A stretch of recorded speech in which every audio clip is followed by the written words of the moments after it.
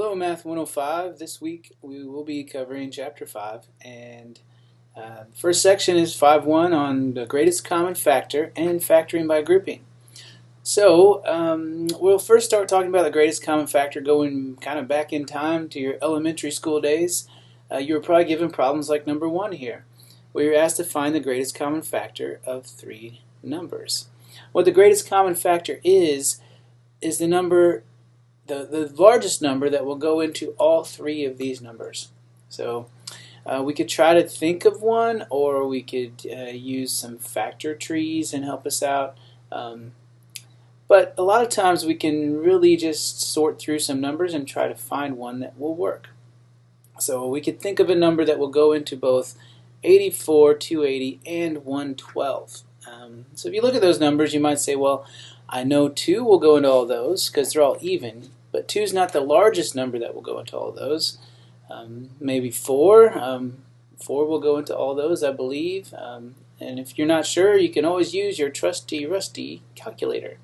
So I'm going to try, let's see, 84 divided by 4. Yep, that works. 280 divided by 4. Yeah, that works. And 112 divided by 4. Yep, they're all evenly divisible by 4. But maybe 4 is not the largest one. So we could think of some multiples of 4 that might also work. So 8 maybe, 4 times 2 is 8, so let's try 8. 84 divided by 8. Well, that doesn't work, you get 10.5 when you divide, so that is not, 84 is not divisible by 8. Another multiple of 4 would be 12, we could try 12. 84 divided by 12, that works. 280 divided by 12. No, that doesn't work. So 12 doesn't work. So maybe we could try to find some other numbers. What I might do is look at some factors of 84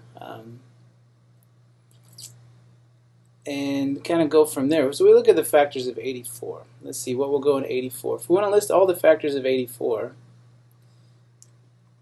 let's see. I know 1 in 84. Let's see, 2 will go in 84, 42 times.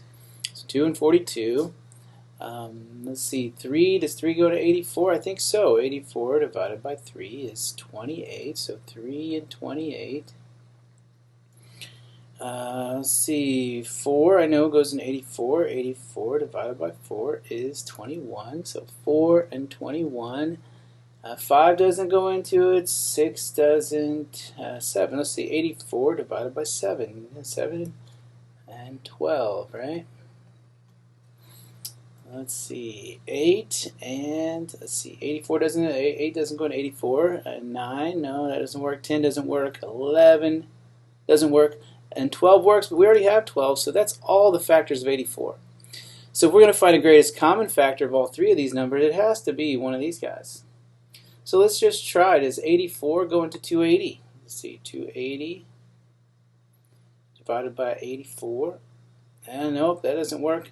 Let's try 42. Let's take 280 divided by 42. That doesn't work. Now let's try 28. I know, let's see, 280 divided by 28. Hey, what do you know? It goes in 10 times. So let's check and see if 112 is divisible by 28. Ah, it does. So 28 works. In fact, 28 is the largest one out of all these that will go into the other 2. So the greatest common factor, often called the GCF, of these 3 numbers is going to be 28.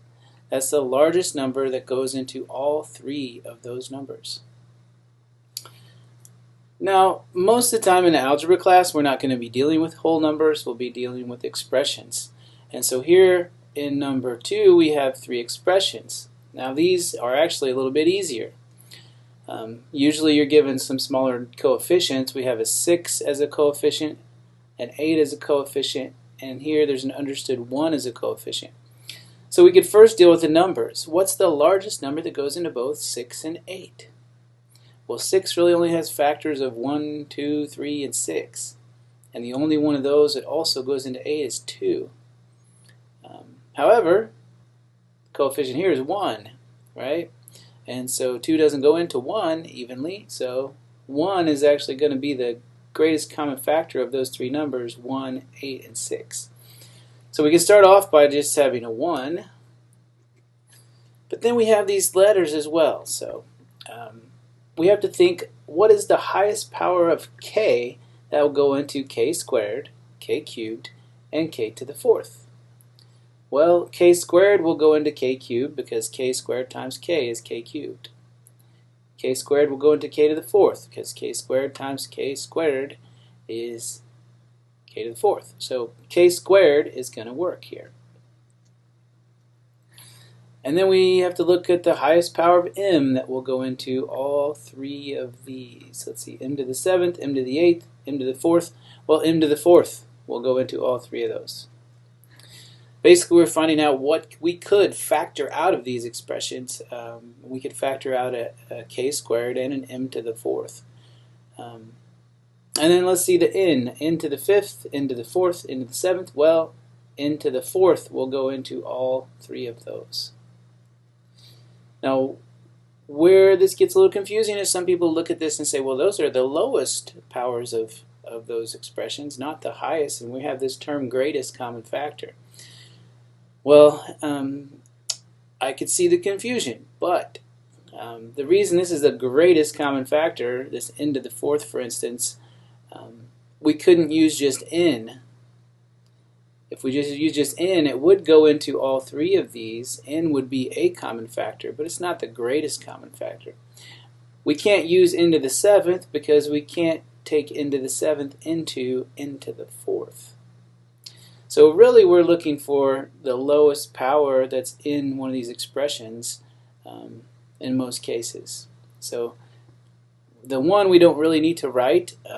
It's understood. So your GCF in this case is k squared, m to the fourth, and n to the fourth. All right, we could factor that expression out of all three of those expressions.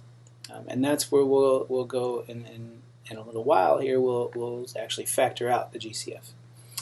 All right, so the next one we have 1, 2, 3, 4 terms. We want to find the GCF of those 4 terms. Well, if we look at the coefficients, 9, 72, 27, and 108, the greatest common factor would be the number of those 4 numbers would be the largest number that would go into all 4 of those. So usually we can take the smallest of the numbers and see, well, it's 9. Does 9 go into all the others? It does, right? 9 goes into 72, into 27, into 108. So we can use 9.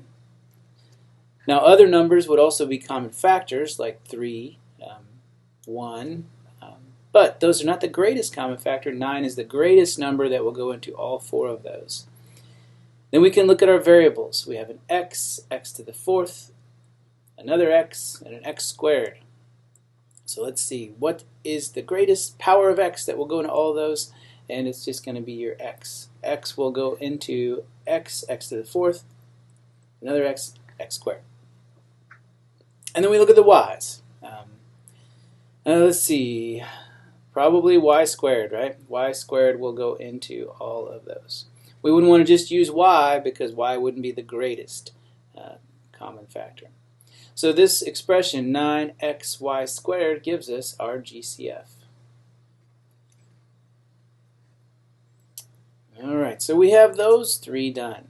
So that's the first objective here, is to find the greatest common factor of a set of terms. Second objective is to actually find the greatest common factor and then factor it out. And these, I think, can be probably a little bit easier even. So if we look at number 4, we want to find the greatest common factor of these guys, and we want to factor it out. So what goes into 20, 40, and 70? You think that one's pretty easy to figure out. It's 10, right? We can factor out a 10 from all 3 of those. What else can we factor out? Let's look at the x's. There's an x squared, an x squared, and an x. Well, we can factor out an x from all of those. And then we look at the y's. Here there is no y, right? Notice this expression has no y. And if it has no y, we can't factor any y's out of it. And so we don't do anything with the y, actually, because one of the terms doesn't have a y at all. So then I'm going to put my parentheses here. So I've factored out a 10x basically from this expression. And then I have to ask myself, what do I multiply 10x by to get 20x squared? Well, 10 times 2 is 20, and x times x is x squared. So we have a 2x there. The sign's going to remain the same. We have a plus. What do I multiply 10x by to get 40x squared y? Well, 10 times 4 is 40. X times x is x squared. And then we don't have a y, but if we multiply, we're just going to throw the y back in. So if we multiply 10x times 4xy, I would get 40x squared y. And there we go. And then I have this minus sign here. And 10 times 7 is 70. X times 1 is x, so I don't really need to write anything. The 1 is understood. But we do have a y squared we have to throw in, and then we have our factored expression. We have factored a 10x out of all three of these terms. Now you can always check by multiplying and make sure you get back to your original. 10x times 2x, 20x squared. 10x times 4xy is 4x squared y. 10x times 7y squared is 70xy squared. So there we have our factored expression with the GCF factored out. Now, you could factor other things out, like I could have factored a 5 out of all these, but that would not be the GCF, and that's not what we're asked to do here. Let's look at another one. This one is a little tricky. We really have to think of this whole part before the plus sign as one term. So we think of this as one term. And we think of this group as one term.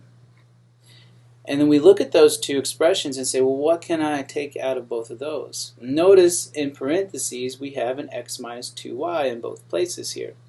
So what I'm going to do is factor out an x minus 2y from both of these groups. So we factor out an x minus 2y. And what are we left with? Well, we have a 2a plus 9b. So we factor out an x minus 2y from both those groups, and in parentheses after that we just put what we have left, and we have a 2a plus 9b. Now if we were to multiply this out, we'd have x minus 2y times 2a, x minus 2y times 9b, which is exactly what we have up here. That's a good way to check. Alright, so now let's look at number 6. Alright, so the GCF of these three terms, what goes into 26, 13, and 52?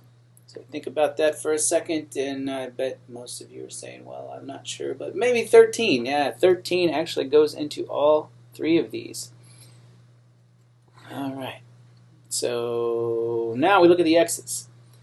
We can't take an x to the 12th or an x to the 10th out of everything, but we can take out an x to the 8th.